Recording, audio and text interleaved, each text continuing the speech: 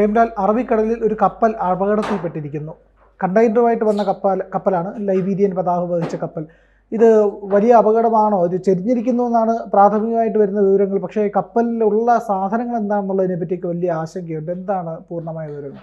നമുക്കങ്ങനെ പരിചിതമായ ഒരു സംഗതിയല്ല കപ്പൽ അപകടം. നമുക്ക് വലിയ 2 തുറമുഖങ്ങൾ കേരള തീരത്തുണ്ട്, കൊച്ചിയും വിഴിഞ്ഞവും. പക്ഷേ ഇത്തരത്തിലൊരു സാഹചര്യം നമുക്ക് അങ്ങനെ അധികം ഉണ്ടായിട്ടില്ല.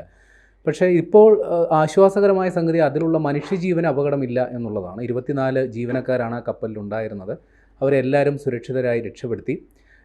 ഒരു സംഗതി ഉള്ളത്, ആ കപ്പലിപ്പോൾ നമുക്ക് രക്ഷപ്പെടുത്തിയെടുക്കാൻ കഴിയുന്ന അവസ്ഥയിലല്ല എന്നുള്ളത് ഏതാണ്ട് സ്ഥിരീകരിക്കപ്പെട്ടിട്ടുണ്ട്. ആ കപ്പൽ ഏതാണ്ട് പൂർണ്ണമായും വെള്ളത്തിൽ മുങ്ങുന്നൊരു സാഹചര്യത്തിലേക്ക് പോകുന്നു. ആ കപ്പൽ ഏതാണ്ട് ഇന്നലെ രാത്രിയോടുകൂടിയാണ് ഇത്തരത്തിലൊരു വാർത്ത നമ്മുടെയൊക്കെ ശ്രദ്ധയിൽ വരുന്നത്. കാരണം വലിയ രീതിയിലുള്ള കടൽ പ്രക്ഷുബ്ധമായിരുന്നൊരവസ്ഥയിൽ ആ കപ്പൽ ആടി ഉലയുകയും ഏതാണ്ട് MSC എൽസ 3 ലൈബീരിയൻ രജിസ്ട്രേഷനുള്ള ഒരു ഫീഡർ കപ്പലാണിത്. അതായത് വലിയ മദർഷിപ്പുകളുണ്ട്, 100 കണക്കിന് കണ്ടെയ്നറുകൾ വഹിക്കുന്ന വലിയ മദർഷിപ്പുകളുണ്ട്. അതിൽ നിന്നും തുറമുഖങ്ങളിലേക്ക് കണ്ടെയ്നറുകൾ എത്തിക്കുന്ന ചെറിയ കപ്പലാണ് ഈ ഇത്തരത്തിലുള്ള 400 കണ്ടെയ്നറുകൾ മാത്രമാണ് ഇതിലുണ്ടായിരുന്നത്. മെയ് 21-നാണ് വിഴിഞ്ഞത്തെത്തിയത്. അവിടെ നിന്നും ശനിയാഴ്ച കൊച്ചി തുറമുഖത്തേക്ക് എത്താനായിരുന്നു ഇവരുടെ പദ്ധതി. ആ യാത്രയ്ക്കിടയിൽ ഏതാണ്ട് കൊച്ചി തീരത്ത് നിന്ന് 38 നോട്ടിക്കൽ മൈൽ, അതായത് 1 നോട്ടിക്കൽ മൈൽ ഏകദേശം 1 കിലോമീറ്റർ 1.85 കിലോമീറ്ററാണ്. അങ്ങനെയാണ് കണക്കുകൂട്ടിയിൽ ഏകദേശം ഒരു 70 കിലോമീറ്റർ ദൂരം, തീരത്ത് നിന്ന് 70 കിലോമീറ്റർ ദൂരത്താണ് ഈ അപകടം നടന്നിരിക്കുന്നത്. അപകട സമയത്ത് തന്നെ ഏതാണ്ട് 9ഓളം ജീവനക്കാർ അതിൽ നിന്ന് ചാടി രക്ഷപ്പെട്ടു.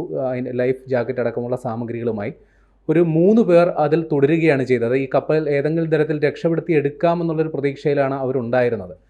ബലൂൺ അടക്കമുള്ള വലിയ കൂറ്റൻ ബലൂൺ ഈ കപ്പലിൻ്റെ അടിഭാഗത്ത് ചരിഞ്ഞ ഭാഗത്തേക്ക് കയറ്റി നിവർത്തിയെടുക്കുന്ന തരത്തിലുള്ള സാങ്കേതിക വിദ്യയിൽ നിന്ന് ലഭ്യമാണ്. അതിൻ്റെ സാധ്യതകളാണ് നമ്മൾ പരിശോധിച്ചുകൊണ്ടിരുന്നത്.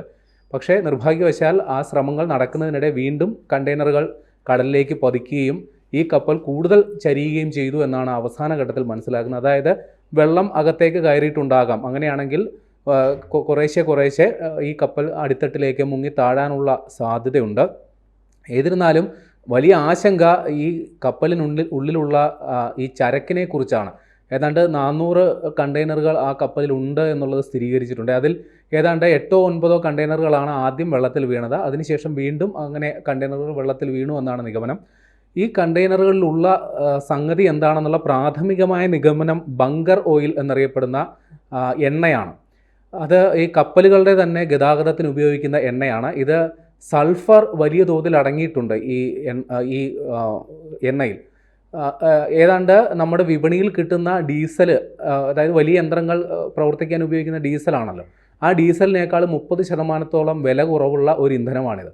എന്നാൽ ഈ സൾഫർ ഉള്ളതുകൊണ്ട് തന്നെ ഗുരുതര ആരോഗ്യ പ്രശ്നങ്ങൾ ഇതിൻ്റെ ഉപയോഗം ഉണ്ടാക്കും. അതുകൊണ്ട് തന്നെ വലിയ പ്രശ്നങ്ങൾ ഉണ്ടാക്കുന്ന ഒരു സാധനം കൂടിയാണ്. അപ്പോൾ ഇത്തരത്തിലുള്ള ഈ സൾഫർ അടങ്ങിയ ഇന്ധനമാണ് ഈ കണ്ടെയ്നറുകളിൽ ഉള്ളത് എന്നാണ് പ്രാഥമികമായി കരുതപ്പെടുന്നത്. എന്നാൽ കണ്ടെയ്നറുകളിൽ ഇത്തരം ഇന്ധനം കൊണ്ടുപോകാനുള്ള സാധ്യത വളരെ വിരളമാണ്. അപൂർവമായി മാത്രമാണ് കണ്ടെയ്നറുകൾ ഇങ്ങനെ കൊണ്ടുപോകാറ്. അതുകൊണ്ട് തന്നെ ഈ ഇന്ധനം തന്നെയാണോ ഈ കണ്ടെയ്നറിൽ ഉള്ളത് എന്നുള്ളത് നമുക്ക് സ്ഥിരീകരിക്കാൻ സാധിക്കില്ല, അഭ്യൂഹം മാത്രമാണ്. എന്നിരുന്നാലും ഈ കപ്പൽ ചരിഞ്ഞതുമായി ബന്ധപ്പെട്ട് അവിടെ എണ്ണപ്പാടം ഉണ്ടായിട്ടുണ്ട്. കുറേശ്ശെയെങ്കിലും ഈ എണ്ണ സമുദ്രോപരിതലത്തിൽ പ്രത്യക്ഷപ്പെട്ടിട്ടുണ്ടെന്നാണ് നിഗമനം. അത് വളരെ ശ്രമകരമായ ദൗത്യമാണ് ഈ എണ്ണപ്പാട നീക്കം ചെയ്യുക എന്നുള്ളത്. അത് വളരെ സുരക്ഷിതമായി നീക്കുക എന്ന് പറയുന്നത് വളരെ ദുഷ്കരമായ ദൗത്യം തന്നെയാണ്. എന്നാൽ അത്തരത്തിലുള്ളൊരു ദൗത്യത്തിലാണ് ഇപ്പോൾ കോസ്റ്റ് ഗാർഡ് അടക്കമുള്ളവർ ഏർപ്പെട്ടിരിക്കുന്നത്. എന്നിരുന്നാലും എന്താണ് ഈ കണ്ടെയ്നറുകളിൽ ഉള്ളത് എന്നുള്ളതിനെ സംബന്ധിച്ച് അഭ്യൂഹങ്ങൾ പലതും പ്രചരിക്കുന്നു. അത് ആണവ മാലിന്യമാണോ, ഏതെങ്കിലും വ്യവസായ മാലിന്യമാണോ? ഇത്തരത്തിലുള്ള ജാഗ്രതാ നിർദ്ദേശങ്ങളൊക്കെ പുറപ്പെടുവിക്കുന്നു. അത് തീരത്തടിഞ്ഞാൽ അത് തുടരുത്, സ്പർശിക്കരുത്, എന്തെങ്കിലും വിവരം കിട്ടിയാൽ തീരസംരക്ഷണ സേനയെ അറിയിക്കണം. അപ്പോൾ ഇത്തരം അഭ്യൂഹങ്ങൾ ആശങ്ക കൂട്ടുകയാണ്. ഇത്തരം സംഗതി എന്തായിരിക്കാം ആ കണ്ടെയ്നറുകളിൽ ഉള്ളത് എന്നതിനെ സംബന്ധിച്ചുള്ള അഭ്യൂഹങ്ങൾ പ്രചരിക്കുന്നത് വലിയ രീതിയിലുള്ള ആശങ്കയുണ്ടാക്കുന്നു. ഈ ജീവനക്കാരെ ചോദ്യം ചെയ്താൽ മാത്രമേ എന്താണ് എന്നുള്ളത് കൃത്യമായ വിവരമുള്ളൂ. നമുക്കറിയാവുന്നതുപോലെ ഒരു കൺസൈൻമെൻറ്റ് ഒരു രാജ്യത്ത് നിന്ന് അയക്കുന്നു, മറ്റൊരു രാജ്യത്ത് നിന്ന് സ്വീകരിക്കുന്നു. ഈ 2 വ്യക്തികൾക്കായിരിക്കും സാധാരണഗതിയിൽ അതിനുള്ളിലുള്ള സംഗതി എന്താണെന്ന് കൃത്യമായി അറിയാൻ സാധിക്കും. അതിനെക്കുറിച്ചുള്ള അന്വേഷണങ്ങൾ പുരോഗമിക്കുന്നു. നിലവിൽ ഏതാണ്ട് 24 ജീവനക്കാരിൽ എല്ലാവരും തന്നെ സുരക്ഷിതരാണ്. ഇതിൽ ഒരാൾ റഷ്യക്കാരനാണ്, ഇതിൻ്റെ ക്യാപ്റ്റൻ. 20 ഫിലിപ്പീനികളുണ്ട്, 2 യുക്രൈൻകാരനുണ്ട്, 2 ജോർജിയക്കാരുണ്ട്. അപ്പോൾ ഇവരെ വിശദമായി ചോദ്യം ചെയ്യുകയും അവരുടെ മൊഴി രേഖപ്പെടുത്തുകയും ചെയ്യുമ്പോൾ ഒരു പരിധിവരെ നമുക്ക് ഈ ആശങ്ക പരിഹരിക്കാൻ സാധിക്കുമെന്നാണ് കരുതേണ്ടത്. എന്നിരുന്നാലും നമ്മുടെ തീരദേശത്തുള്ളവർ ജാഗ്രത പാലിക്കുക. ഈ കണ്ടെയ്നറുകൾ കേരള തീരത്ത് തന്നെ ഒഴുകി വരാനാണ് സാധ്യത. മുൻപും ഇത്തരത്തിൽ നമ്മുടെ തീരത്ത് ഇത്തരത്തിൽ കണ്ടെയ്നറുകൾ പ്രത്യക്ഷപ്പെട്ടിട്ടുണ്ട്. അപ്പോഴും നമ്മൾ അതിനെ ജാഗ്രതയോടെയാണ് സമീപിച്ചത്.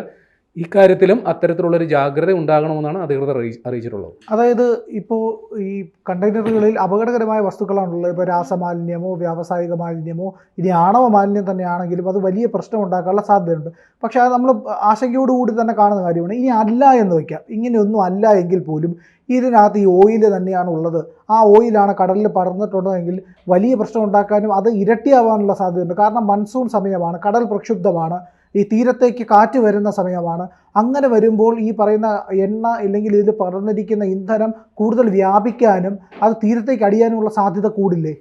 ഇത് ഈ കപ്പലിൽ ഇപ്പോൾ എന്ത് തന്നെ ആണെങ്കിൽ തന്നെയും അത് ഈ കണ്ടെയ്നറുകളിൽ കൊണ്ടുപോയപ്പോൾ ഉണ്ടാകിയ സൂക്ഷ്മത കുറവാണ് ഇത്തരത്തിലൊരു അപകടത്തിലേക്ക് നയിച്ചതെന്നാണ് പ്രാഥമികമായി മനസ്സിലാക്കേണ്ടത്. കാരണം ഈ കണ്ടെയ്നറുകൾ ഒന്നിനു മുകളിൽ ഒന്നായി അടുക്കി വെക്കുകയാണ്. അപ്പോൾ കൃത്യമായ ലോക്കിംഗ് സിസ്റ്റവും അതേപോലെ ഇരുമ്പ് വടം അതേപോലുള്ള സംഗതികളൊക്കെ ഉപയോഗിച്ചാണ് ഇത് ബന്ധിപ്പിക്കുന്നത്.